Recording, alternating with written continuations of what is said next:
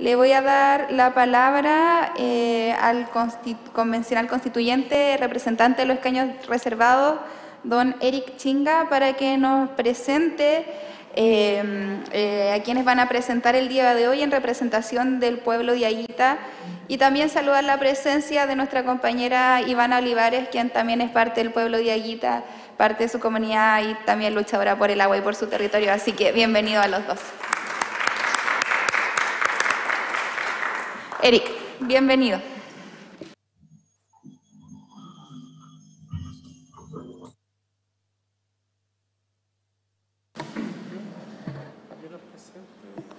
Ahí está la Paola.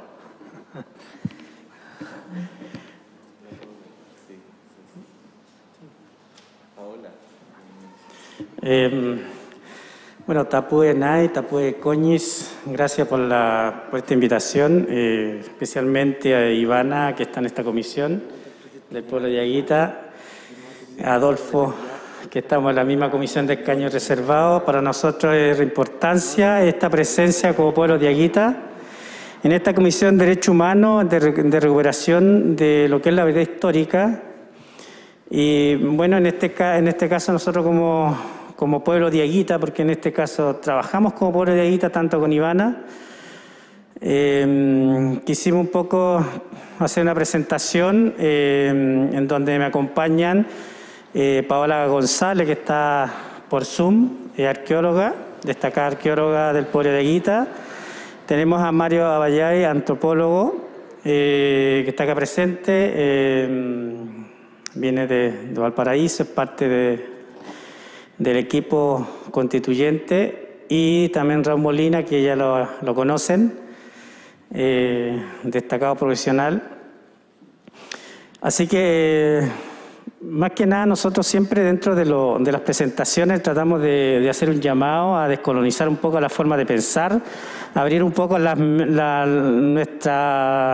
mentes para que podamos entender por qué hoy en día estamos acá en esta comisión, en esta convención constitucional que para nosotros es histórica por el hecho de estar por primera vez, decirles presencialmente a los chilenos que el pueblo de Aguita está vivo, está presente. Y bueno, estamos aquí para darle una nueva oportunidad, así que voy a dar, por ser muy corto el tiempo, vamos a dar Paola, ella va a iniciar la presentación y vamos a ir desarrollando los temas. Así que muchas gracias. Un abrazo del Cóndor aquí a todos ustedes. Gracias. Sí, antes de comenzar quería pedirles la autorización al Pleno de la Comisión, si nos podemos extender 15, 20 minutos para no interrumpir su presentación. ¿De acuerdo? Bueno, adelante. Muchas gracias por su abrazo. ¿Comenzamos entonces? Adelante, muchas gracias, se escucha muy bien. Ya, voy a compartir pantalla porque este no es mi... Dame un segundito para compartir pantalla, por favor. Perfecto. Manuela, me tengo que retirar a las 6 porque tengo reunión con la presidenta, por si acaso. Ok. Gracias.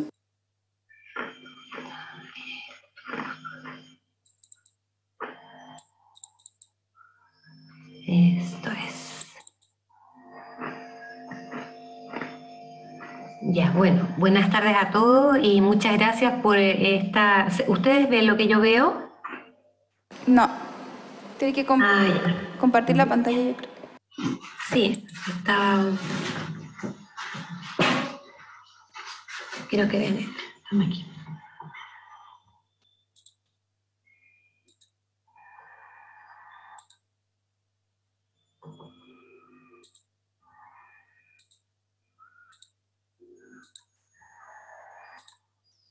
Ahí está ese.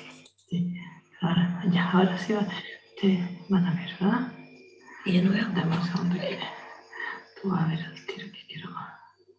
Sí, toma. ¿Dónde lo tienes guardado? Acá en mi PPT. Ya, ahí estamos. ¿Ahora sí? Sí, se ve, gracias. Perfecto, un millón de gracias. Disculpen la demora. Bueno, como decía Eric, ¿no es cierto? La finalidad de esta presentación es darles a ustedes cuenta, ¿no es cierto?, de esta memoria profunda que une, ¿no es cierto?, al pueblo de Aguita con el territorio del norte semiárido chileno. En mi caso, por ejemplo, son varias décadas de investigación. Debemos saber, ¿no es cierto?, que los primeros antecedentes que nos hablan de la cultura diaguita datan aproximadamente del siglo IX de esta era, donde se evidencia, ¿no es cierto?, en la cultura material un pueblo conocedor de la alfarería polícroma, ¿no es cierto?, decorada con diseños abstractos, que son también pastores, metalurgistas, y además dentro de sus prácticas está el consumo de polvos psicoactivos. Este pueblo, ¿no es cierto?, de cultura muy avanzada, se asienta en los valles transversales del norte semiárido, ¿no es cierto?, partiendo desde el sur, Choapa, Limarí, Elqui, Huasco, Copiapó, y se asientan acá sin alterar mayormente estos espacios, ¿no es cierto?, con un gran respeto por la naturaleza. En términos de su organización social, no existen estratigrafías muy marcadas, es un pueblo muy igualitario, ¿no es cierto?, organizado en comunidades o familias extensas, sin una autoridad o una administración supracomunal. La población adulta, lo que nos ha dicho la antropología física, que son personas, ¿no es cierto?, con profundas inserciones musculares y algunas lesiones traumáticas leves, indicativas de que eran personas donde el esfuerzo era algo cotidiano. En este sentido, ¿no es cierto?, podemos pensar en labores como la caza, la pesca, también eran metalurgistas, ¿no es cierto? Las mujeres en gran parte las encontramos asociadas a la actividad de la manufactura textil, y también, ¿no es cierto?, con una vocación muy fuerte por el arte rupestre, que van marcando de alguna manera este territorio con sus creaciones. Una cosa que llama la atención es la gran belleza, el gran apego a la belleza que tiene el pueblo de Aguita, que supera con mucho la finalidad funcional de los artefactos que elaboran, ¿no es cierto? Ahí estamos viendo puntas de flecha de cristal de roca, cuchillos de cristal de roca, raederas. Entonces, ahí tienen una alta vocación estética y un gran legado que nos ha dejado, ¿no es cierto?, es este arte de carácter abstracto, simétrico, ¿no es cierto?, donde están involucradas nociones como geometría ancestral, ¿no es cierto? En la actualidad hay muchos matemáticos estudiando el arte de Aguita. Entonces, esto muestra también la necesidad de que esto sea conocido a las nuevas generaciones. Acá en este cuadro resumen, ¿no es cierto?, podemos ver que, por ejemplo, los diaguitas fabricaban esta cerámica antropomorfa, ¿no es cierto?, asocian su arte a un alter ego animal, en este caso un felino, consumen alucinógenos en base a espátulas y algún tipo de polvo psicoactivo y producen este arte, ¿no es cierto?, muy parecido al arte óptico y que todavía tiene referentes en algunas partes de Sudamérica, particularmente en la Amazonía. Dentro de todo lo que es nuestro conocimiento del pueblo diaguita, un hito muy importante lo constituye el sitio arqueológico del Olivar, ¿no es cierto?, 4 kilómetros al norte de La Serena. Ahí en el marco de la construcción de la carretera panamericana, se reveló, ¿no es cierto?, un enorme asentamiento donde fueron rescatados 212 cuerpos humanos, una gran cantidad de elementos y artefactos, ¿no es cierto?, 56 camélidos articulados. Este lugar nos va a dar una oportunidad única para profundizar, ¿no es cierto?, en la vida cotidiana de los diaguitas, en su evolución histórica, en su genética, en sus vinculaciones culturales, en las relaciones de género, por ejemplo, en la infancia, de una manera totalmente vívida. Otra posibilidad que nos abrió el Olivar fue comprender o acceder al mundo ideológico, ¿no es cierto?, que es dentro del mundo de la arqueología uno de los aspectos más inacibles, más difíciles de comprender. Y lo primero que vemos ahí es que es un pueblo donde realmente los límites entre naturaleza y cultura, entre hombres, animales y objetos, están totalmente desdibujados. Ahí vemos, por ejemplo, este encuentro tan cercano, tan íntimo entre un camélido, ¿no es cierto?, y una joven. Entonces estamos viendo, ¿no es cierto?, cómo una nueva concepción del universo, ¿no es cierto?, una cosmovisión de esta memoria profunda a la que yo aludo, nos habla, ¿no es cierto?, que al igual que en otros pueblos andinos, ¿no es cierto?, la naturaleza se entiende como una entidad sintiente, ¿no es cierto? Acá hay una cita de Bolling que nos dice que la gente andina no separa el medio ambiente natural del medio ambiente espiritual. Ellos creen que tanto animales como personas son parte de una naturaleza viva, sienten y respiran. Todas las cosas son manifestaciones, ¿no es cierto?, que necesitan alimento, bebida, amor y consideración. Ahí vemos otras imágenes, ¿no es cierto?, de nuestros hallazgos, en que vemos este encuentro tan cercano humano-animal. Eso quizás también explique el enorme respeto con el cual el pueblo de Aguita se asentó en sus territorios. Ahora, hallazgos muy interesantes desde el punto de vista de la arqueofauna nos han indicado que estos camélidos son llamas, en su gran mayoría, ¿no es cierto?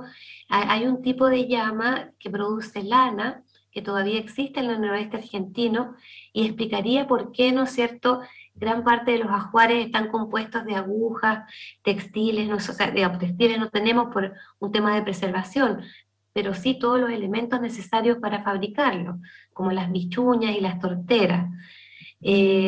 Una cosa muy importante que nos ha dejado en claro este sitio arqueológico son estos nexos de continuidad con el presente.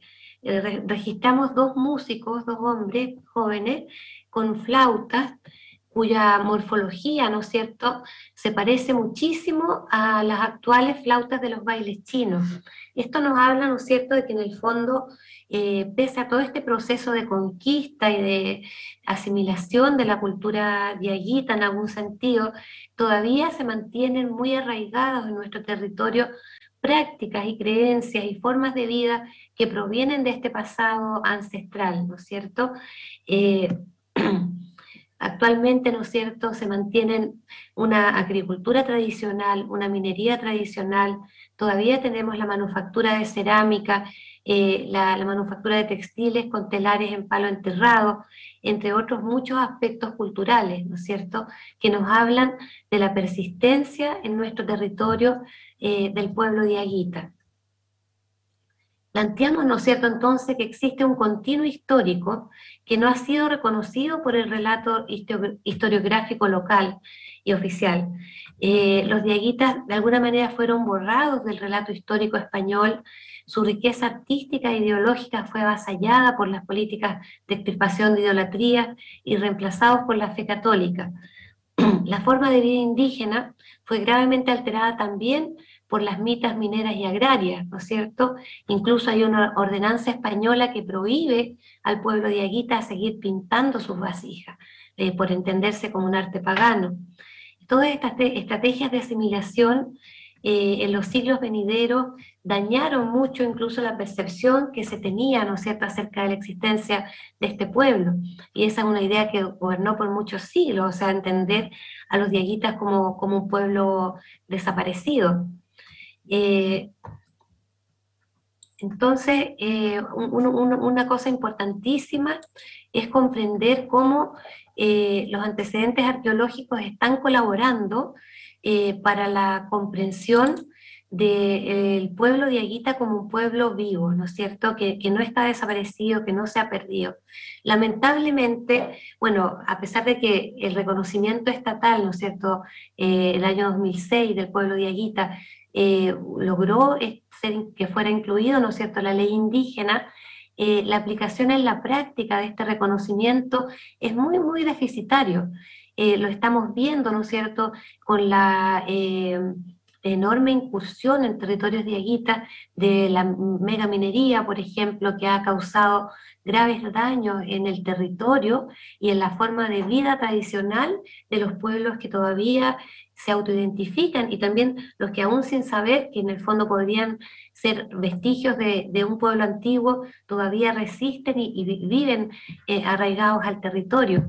Quisiera hablar un poco, por ejemplo, de lo que sucede con la comunidad, por ejemplo, de Aguita Taucán, que dio una larga lucha por ser reconocidos también como comunidad, que había mucha reticencia en la CONADI para aceptar que habían comunidades aparte de las comunidades constituidas en el Alto Huasco.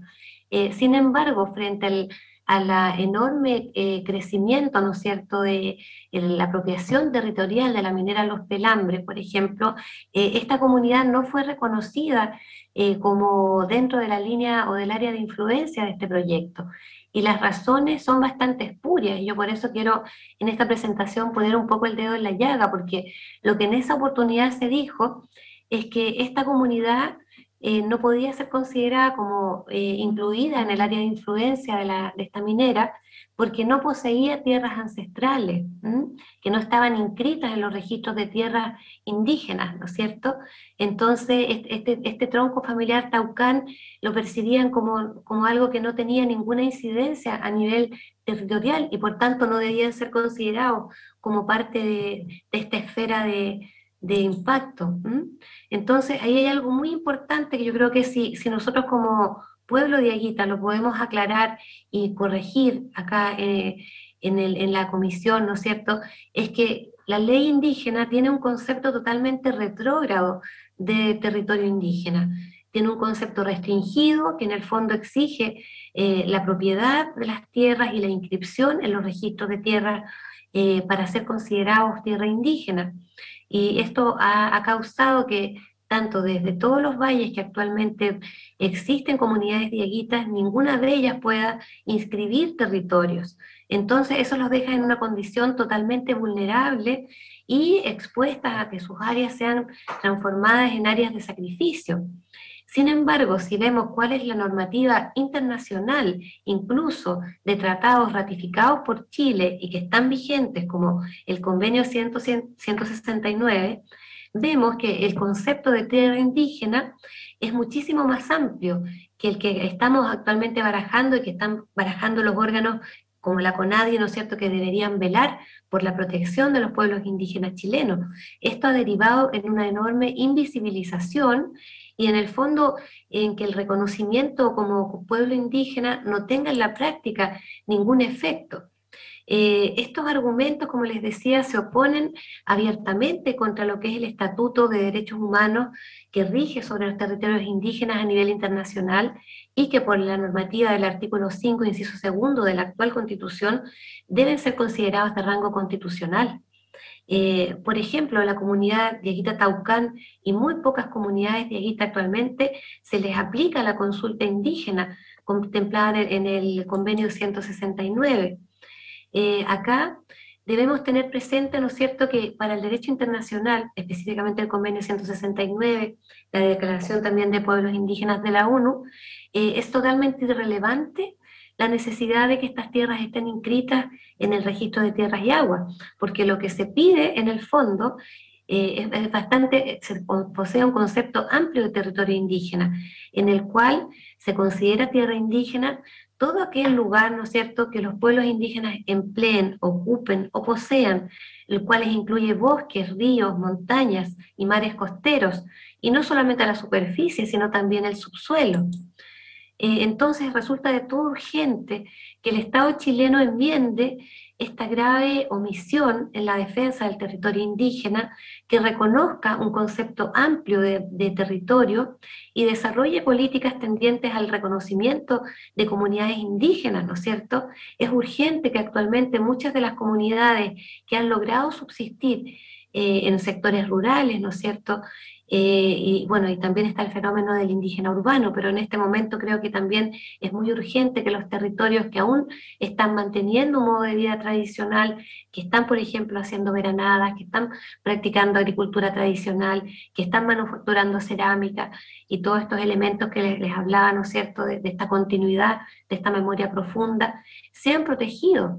Que el Estado aporte recursos para que haya reconocimiento de mapas etnocartográficos donde la misma comunidad defina cuál es su área vital de subsistencia en el futuro, si no es totalmente ilusorio la protección o la consideración como pueblo indígena si no se realizan estos pasos.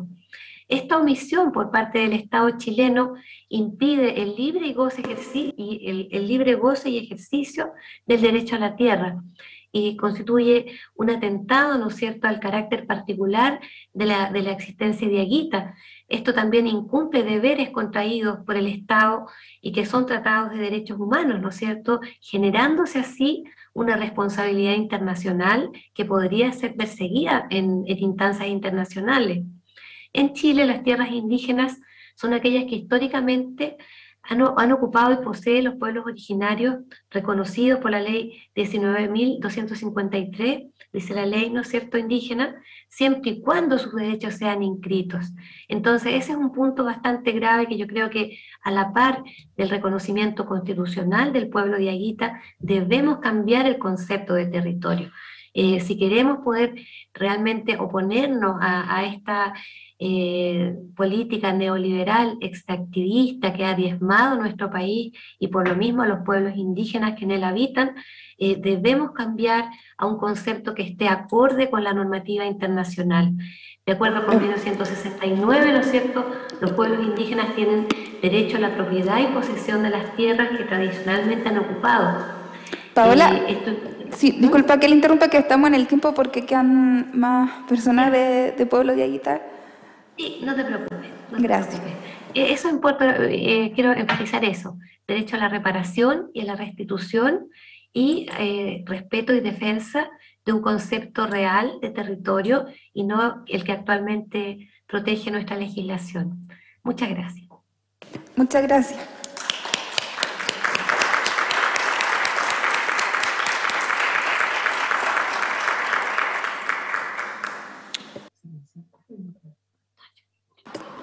Sí, le quería pedir, Paola, también, Raúl, que si nos pueden dejar sus PowerPoint a la comisión, les voy a dejar los contactos a los convencionales de los escaños reservados, por favor. Mario, Raúl, para el tiempo que queda. Gracias. Raúl.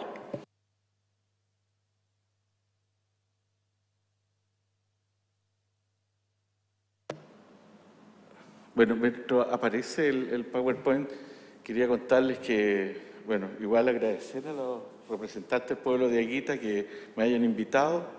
Me tocó, digamos, hacer el estudio del Huasco Alto, que era un pueblo de indios del periodo colonial, y poder justificar en 2006 la existencia del pueblo de Diaguita a partir de ese estudio particular.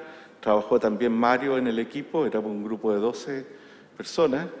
Y bueno, ahora vamos a compartir algunos de los elementos. Digamos, aquí este es un proceso de construcción, es un lugar que ha sido estudiado relativamente poco. La arqueología sí ha hecho grandes aportes, pero desde la historiografía y desde la antropología hay menos estudios. Entonces podríamos comenzar con voy a hacer lo más rápido posible para poder seguir el hilo también que entregaba Paola.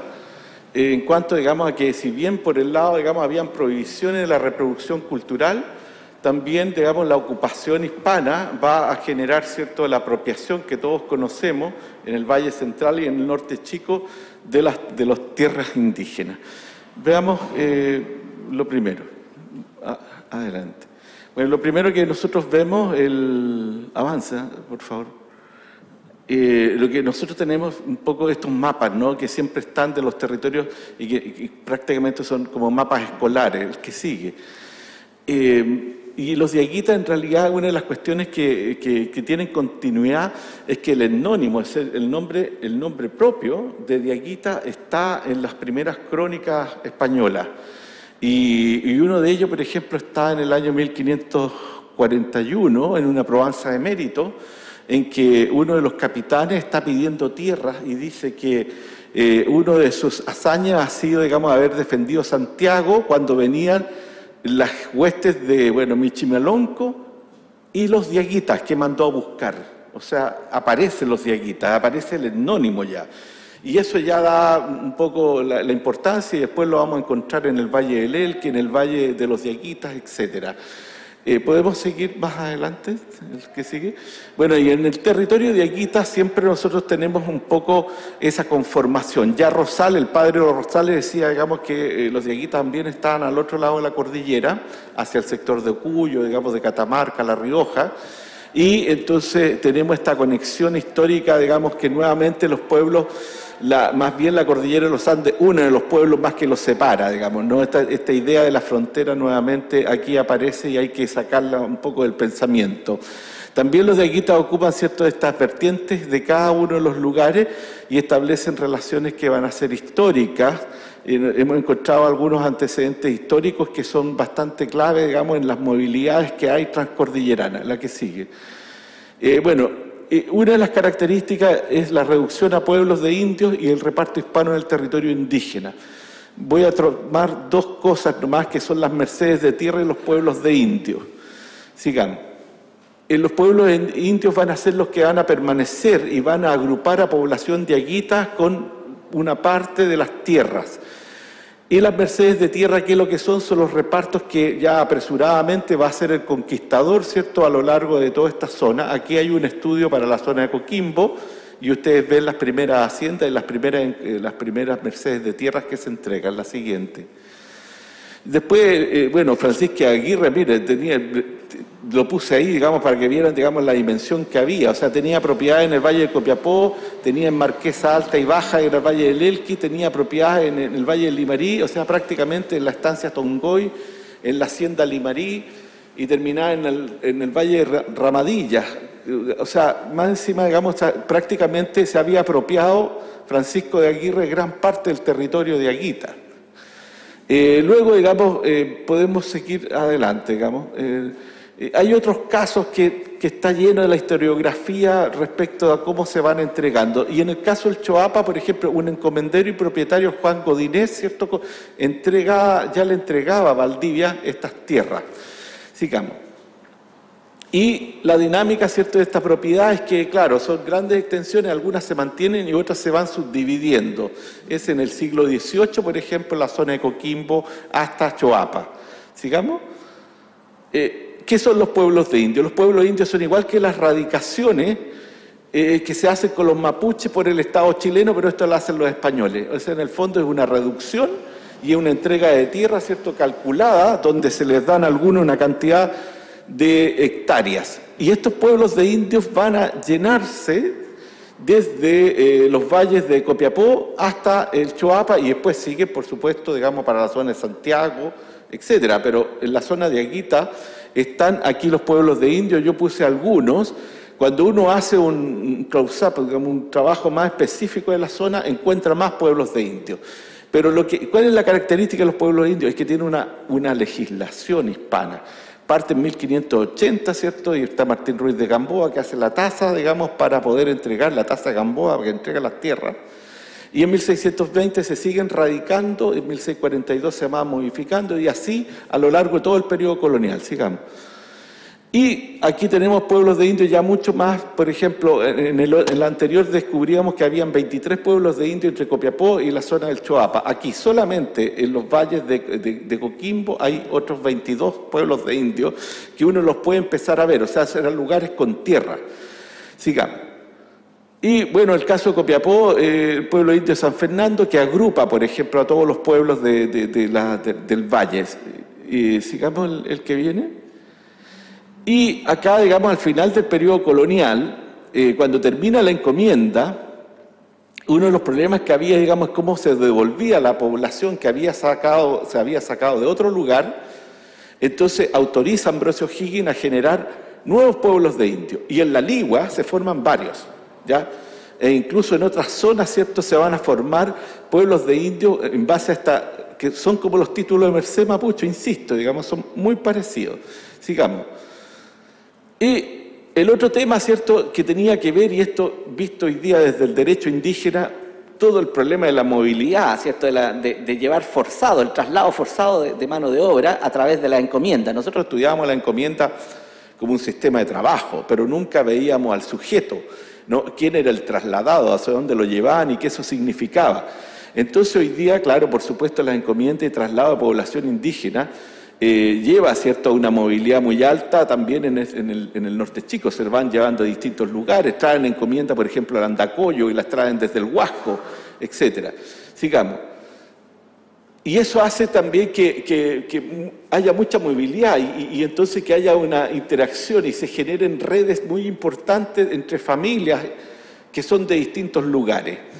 Y la República liquida, aquí en sí que entramos derechamente en la liquidación de los pueblos de indios. O sea, cuando uno dice, ¿quién liquidó los pueblos de indios? ¿Por qué no existen? Bueno, hay un decreto ley del 10 de junio de 1823 por Ramón Freire en que decreta la liquidación de los pueblos de indios. Esto va a ir, por supuesto, digamos, acompañado de lo que va a señalar, digamos, todo el decreto supremo, digamos, de Bernardo Higgins, que tiene otra característica. Como no se había, y hay otro decreto del 28 de junio de 1830 que ordena la ejecución de la ley de 1823. Como no se había ejecutado, que se haga. ¿Y qué es lo que buscaba? Fundamentalmente liquidar y quitarle a los pueblos de indios que habían sobrevivido las tierras para después rematarlas o entregárselas a particulares y solo dejar pequeñas posesiones a quienes aún las mantenían. El que sigue. Bueno, y aquí ya tenemos los pueblos de indios subsistentes.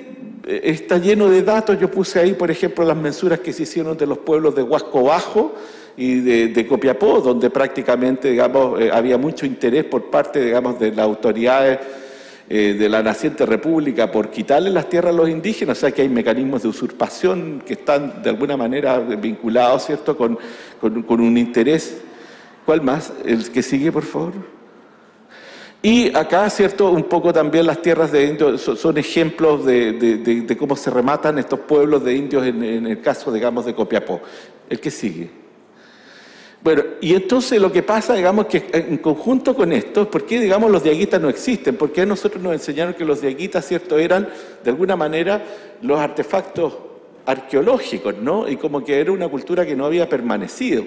Sin embargo, ¿cierto?, una de las cuestiones fundamentales es que va a pasar aquí en la Chile central y en el norte chico, es que se va a aplicar el bando supremo del 4 de marzo de 1819, en que se declara a todos los indígenas, a todos los que viven en este lugar, chilenos. No existen los indígenas, o sea, se les borra por decreto y por tanto se les cancela la identidad. La que sigue. Sin embargo, en la reconstrucción de la identidad y la emergencia diaguita, una de las cuestiones fundamentales es que en los pueblos sigue la gente, digamos, sigue los diaguitas viviendo. En el caso del Huasco Alto, Ignacio Domeyko en 1840 dice que, digamos, que arriba en la cordillera, en una falla geológica muy grande, habita un pueblo desde periodo prehispánico. O sea, es una constatación que se va dando. Y posteriormente, bueno, Ricardo Lacham, que es uno, digamos, de los investigadores más importantes en Chile, por lo menos en la cuestión etnográfica y arqueológica, plantea, digamos, de que efectivamente hay una serie de datos históricos que perviven y que él los atribuye, ¿cierto?, a llamar a los diaguitas chilenos. Y habla, ¿cierto?, un poco de lugares, digamos, que son terminaciones, por ejemplo, Qui, que es parte de la lengua diaguita, ¿cierto?, el Qui, Sotaquí, etcétera. La, Salalá, digamos, con Barbalá, todo lo que termina son parte, y él lo identifica de esa manera. Lo que sigue. Eso es, digamos, respecto al territorio. Y después dice, mire, todavía en las parroquias del norte chico, es frecuente encontrar apellidos, ¿cierto?, como Albayay, Abancay, Calchín, Campillay, Caimanque, etcétera. O sea, todos los nombres que hoy día conocemos como diaguita, además de otros nombres que son españolizados, los Godoy, ¿cierto?, etcétera. El que sigue. Y bueno, y hoy día lo que tenemos, ¿cierto?, es que hay una especie, digamos, de reverberancia, ¿no? El año 71, la Cámara de Diputados establece que todavía se conservan algunas formas de vida y tradiciones de los changos. O sea, el año 71, en el contexto de discusión de la ley 17.729, que era la ley, digamos, de los mapuches, ¿no?, para el tema de los mapuches en el gobierno de la Unidad Popular. Y dice que además están los atacameños y que están los diaguitas, o sea, nuevamente comienzan a aparecer tempranamente. Y finalmente, el 2006, como señalaba Paola, digamos, se hace una modificación de la ley y se incluye en artículo primero a los diaguitas como parte del reconocimiento de los pueblos. Y eso va a dar una generación, va a dar origen, ¿cierto?, a una cantidad de comunidades importantes. La que sigue. Y aquí, digamos, algunas fotografías, ¿no?, que son parte de lo que hoy día significa. Nosotros tenemos una serie de preguntas. Por ejemplo, todas las comunidades agrícolas del norte chico, que son producto de la subdivisión, ¿son o no son diaguitas? ¿En qué proporción son? ¿Cómo están? O sea, ahí hay investigación que no se ha hecho, pero que yo creo que esto podría indiscutiblemente que avanzar considerablemente en la territorialidad, digamos, de Yaquita. Y porque son prácticas, por ejemplo, las mismas prácticas que señalaba Paola, ¿cierto?, respecto a la domesticación y al uso y a la ganadería prehispánica, bueno, se mantiene, ¿cierto?, esta vez a través de la ganadería caprina, que sigue, y eso son fotografías de todo el... Entonces, respecto a las reivindicaciones territoriales e identitarias, una de las cuestiones que va apareciendo claramente, pero que tiene que, de algún modo, ¿cierto?, ser discutida por los diaguitas, es la completa restitución de tierras pertenecientes a los pueblos de indios, porque hay acciones del Estado en la cual, digamos, se produce una pérdida considerable. Eso es lo básico. Hay restituciones de tierras y territorios ocupados y demandados por comunidades de los pueblos diaguitas también. Hay un tema de protección ante proyectos mineros, que ya los hablaba, el tema de protección de las aguas y de las cuencas, que son fundamentales. Nosotros vemos, digamos, cómo se secan cuencas en Petorca, que también son parte de los territorios diaguitas, por lo menos así lo plantean muchos autores, y políticas agrarias en favor de las comunidades diaguitas que están prácticamente, ¿cierto?, dejadas de lado. Hoy día nosotros hemos visto, digamos, que hay una política agraria que se basa fundamentalmente en la agroindustria y en las exportaciones, digamos, con valores, digamos, hacia afuera, digamos, pero no hay una política, digamos, de seguridad alimentaria hacia adentro, sino que, digamos, son todas estas de subsistencia y por tanto se entrega muy poco financiamiento y preocupación por ella. Lo último, y quería terminar con esto, con dos cosas. Está arriba, esa es la estatua de Juan Godoy, descubridor del mineral de Chañarcillo en el 1830, uno de los principales minerales de Chile que le da riqueza, y él es un pastor diaguita, ¿cierto?, del pueblo de indios de San Fernando de Copiapó, y al lado está Lucilia Godoy Alcayaga. Y quería terminar con lo siguiente, para que ustedes vean, solamente les voy a leer la parte en amarillo, que se llama un poema, La Tierra. Niño indio, si estás cansado, tú te acuestas sobre la tierra, y lo mismo si estás alegre. Hijo mío, juega con ella. Eso es.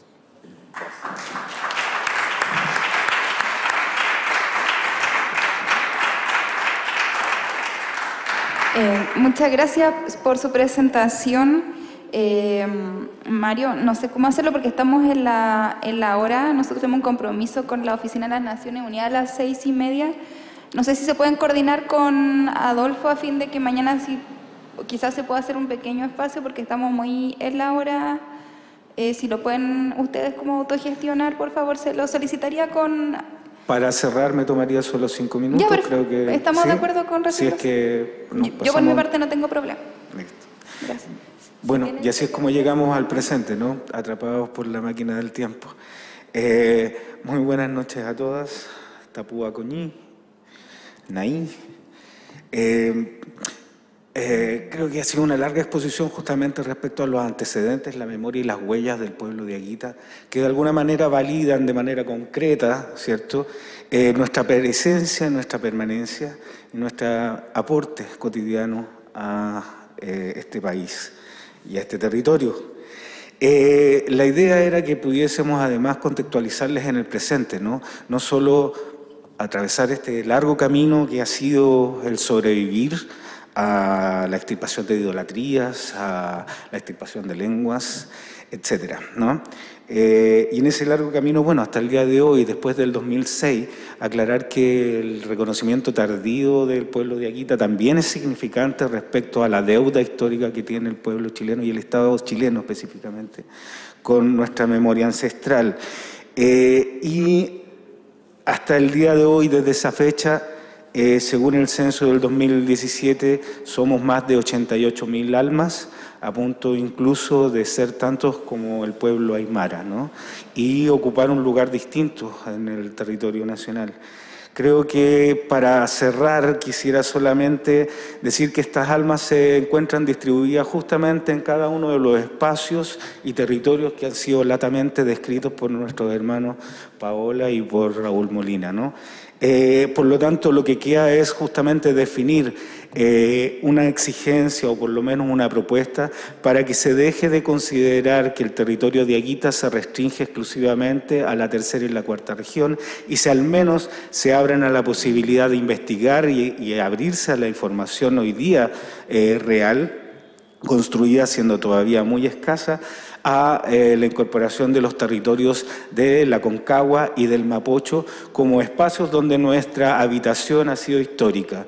Se aclara de todas maneras que la idea de territorialidad debe ser cuestionada, así que cuando nosotros planteamos este reconocimiento no estamos diciendo que queremos levantar alambres de púa para que ningún otro pueblo pueda circular en estos espacios. Estamos hablando de espacios de autonomía, asumiendo incluso que nuestra plurinacionalidad es ancestral. Convivimos desde tiempos inmemoriales con el pueblo Coya, convivimos desde tiempos inmemoriales con el pueblo mapuche, convivimos desde tiempos inmemoriales con los pueblos aymara, quechua.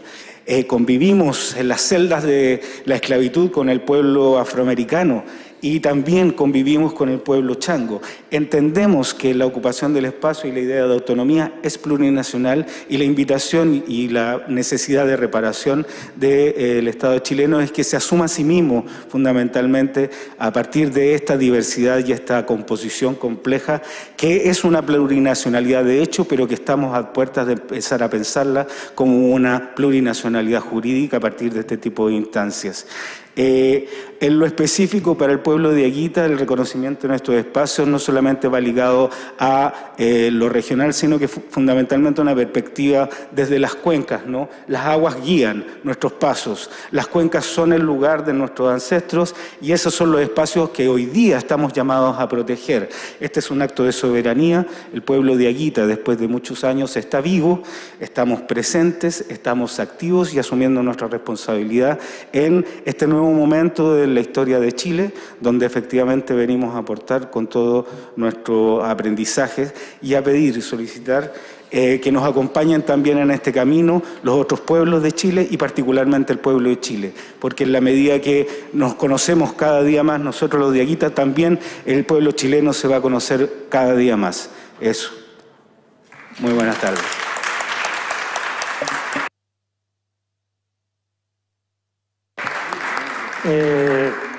Bueno, quiero agradecer esta exposición, así que, sí, bueno, justicia para Fabiola Campillar, sin olvidarlo. Bueno, nosotros decimos a Ñupi, gracias, un abrazo a todos.